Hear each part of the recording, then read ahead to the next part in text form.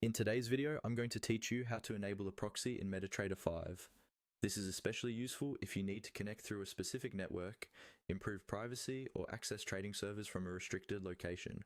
I'll walk you through the process step by step so you can follow along easily on your own computer.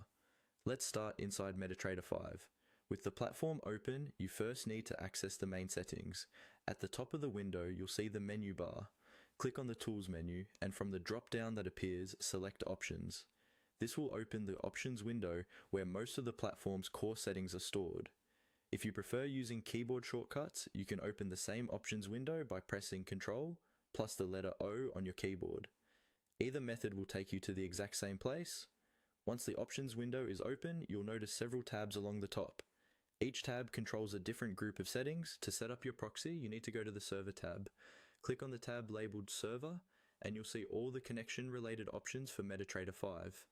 This is where you define how the platform connects to your broker's trading servers, including any proxy configuration.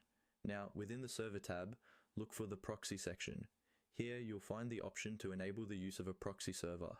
Activate this option so that MetaTrader 5 knows it should connect to the internet through your proxy rather than directly. When you turn this on, the platform will typically allow you to enter the proxy address, the port number, and any authentication details if your proxy requires a username and password.